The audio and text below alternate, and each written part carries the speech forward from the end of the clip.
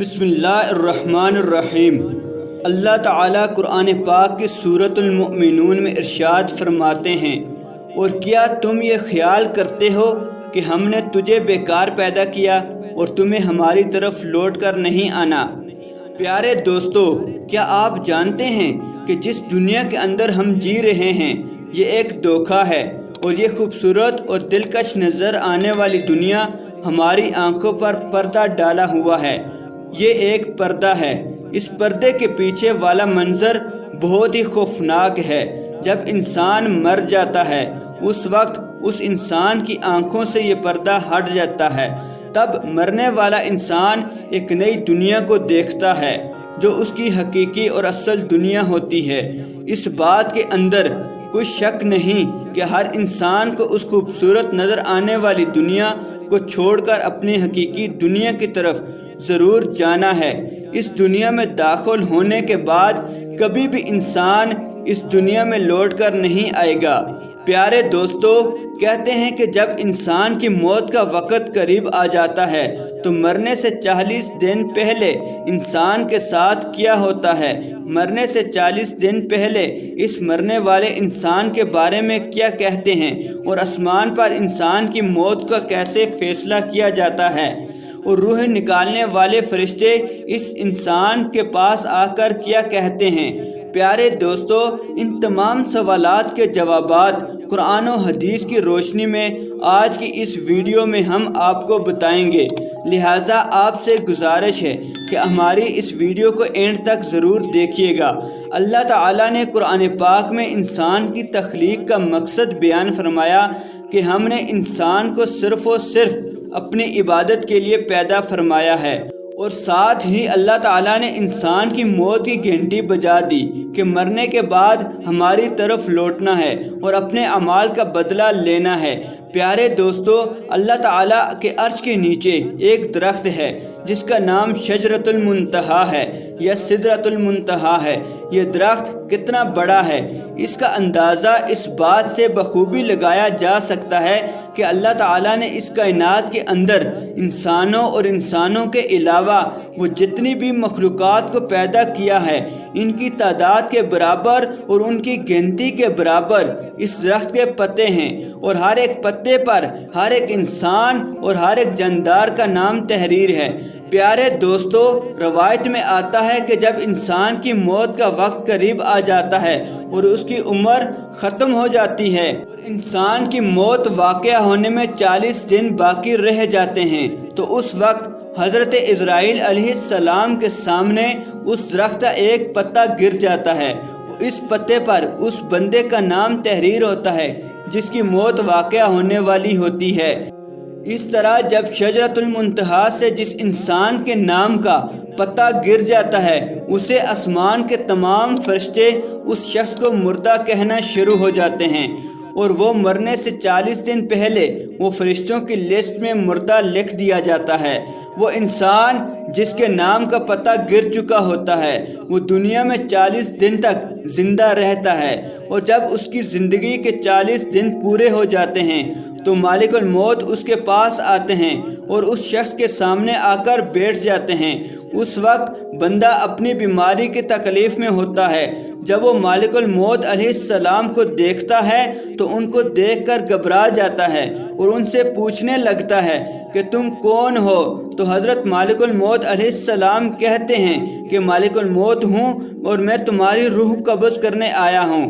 مالک الموت کی یہ بات سن کر مرنے والا شخص اپنے منہ کو پھیر لیتا ہے اور اس وقت اس کی آنکھیں غمگین ہو جاتی ہیں۔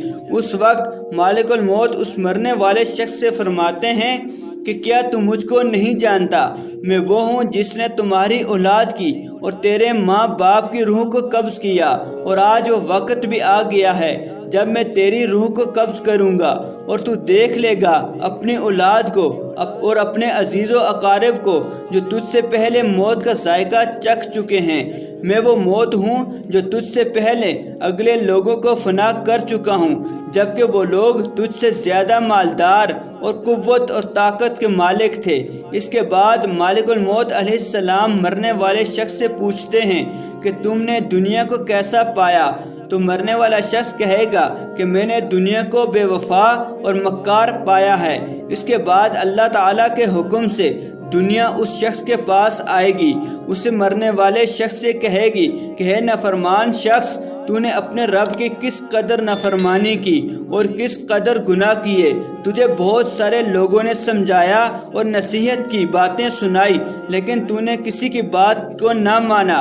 تو یہ سمجھتا رہا میں دنیا میں ہمیشہ ہمیشہ رہوں گا اور مجھے موت نہیں آنی۔ اس کے بعد وہ دنیا جس سے انسان ساری زندگی محبت کرتا رہا اور اپنی آخرت کو چھوڑ کر گناہوں کے اندر مبتلا رہا، اس وقت وہی دنیا اس مرنے والے شخص سے کہے گی کہ میں تجھ سے اور تیرے اعمال سے بیزار ہوں۔ پھر اس کے بعد اللہ کے حکم سے اس مرنے والے شخص کا مال اس کے سامنے آئے گا اور اسے کہے گا کہ ہے نافرمان، تو نے ناحق اور ناجائز طریقے سے مجھے حاصل کیا اور تو مجھ کو گناہوں کے اندر خرچ کرتا رہا۔ اگر تو اپنا مال غریبوں، یتیموں اور مسکینوں پر خرچ کرتا تو آج میں تیرے کام آتا۔ اس کے بعد مرنے والے انسان کی زبان بند ہو جاتی ہے۔ جب مرنے والے انسان کی زبان بند ہو جاتی ہے تو اس کے بعد 4 فرشتے اس کے پاس آتے ہیں اور سلام کرتے ہیں۔ جب پہلا فرشتہ آتا ہے تو مرنے والے شخص کو سلام کرتا ہے اور سلام کرنے کے بعد اس بندے سے کہتا ہے کہ ہے اللہ کے بندے، میں نے تیرے روزی پر موکل فرشتہ ہوں۔ میں نے پوری روح زمین میں مشرق سے لے کر مغرب تک تیرے رزق کو تلاش کیا، مگر تیری روزی کا ایک بھی لقمہ میں نے نہیں پایا۔ اس کے بعد دوسرا فرشتہ آتا ہے اور سلام کرنے کے بعد اس مرنے والے شخص سے کہتا ہے کہ ہے اللہ کے بندے، میں تیرے پانی پر موکل فرشتہ ہوں۔ میں نے پوری روح زمین میں مشرق سے لے کر مغرب تک تیرے پینے کے پانی کو تلاش کیا، لیکن تیرے پینے کے لیے مجھے ایک بھی قطرہ نہ ملا۔ پھر اس کے بعد تیسرا فرشتہ آتا ہے اور سلام کرنے کے بعد کہتا ہے کہ ہے اللہ کے بندے، میں تیری سانس پر موکل فرشتہ ہوں۔ میں نے پوری روح زمین میں مشرق سے لے کر مغرب تک تیری سانس کو تلاش کیا، مگر تیرے لیے ایک بھی سانس کو نہیں پایا۔ اس کے بعد چوتھا فرشتہ مرنے والے شخص کے پاس آتا ہے اور سلام کے بعد کہتا ہے کہ ہے اللہ کے بندے، میں تیری عمر پر موکل فرشتہ ہوں۔ میں نے مشرق سے لے کر مغرب تک تمام روح زمین پر تیری عمر کو ڈھونڈا، مگر تیری عمر کا ایک بھی حصہ نہ پایا۔ اس کے بعد نامہ اعمال لکھنے والے 2 فرشتے اس مرنے والے شخص کے پاس آتے ہیں اور اس کا نامہ اعمال دکھاتے ہیں۔ جب مرنے والا شخص نامہ اعمال کو دیکھتا ہے تو اس وقت میت کی آنکھوں سے آنسو جاری ہو جاتے ہیں اور وہ مرنے والا شخص اپنے دائیں بائیں دیکھنا شروع ہو جاتا ہے اور اپنا نامہ اعمال پڑھنے سے ڈرتا ہے۔ اس کے بعد مالک الموت علیہ السلام اللہ کے حکم سے اس شخص کی روح کو قبض کر لیتے ہیں اور اس طرح وہ مرنے والا شخص جو اس دنیا کو اپنا سب کچھ سمجھتا رہا، اس دنیا کو چھوڑ کر اپنی حقیقی دنیا میں چلا جاتا ہے۔ اگر تو وہ مرنے والا شخص نیک ہوتا ہے تو اس کی قبر کو جنت کے باغوں میں سے ایک باغ بنا دیا جائے گا، اور اگر مرنے والا شخص بدنیک ہوگا، گناہ گار ہوگا، خطا کار ہوگا، اپنے رب کا نافرمان ہوگا تو اس کی قبر کو جہنم کا گڑھا بنا دیا جاتا ہے۔ اللہ تعالیٰ سے دعا ہے اللہ تعالیٰ ہمارے لیے آسانیاں فرمائے، ہماری قبر کو جنت کے باغوں میں سے ایک باغ بنائے۔ اللہ تعالیٰ ہمیں ہر نیکی کا کام کرنے کی توفیق عطا فرمائے اور ہر برے کاموں سے بچنے کی توفیق عطا فرمائے۔ اللہ تعالیٰ ہمیں اپنے مال میں سے خرچ کرنے کی توفیق عطا فرمائے، آمین۔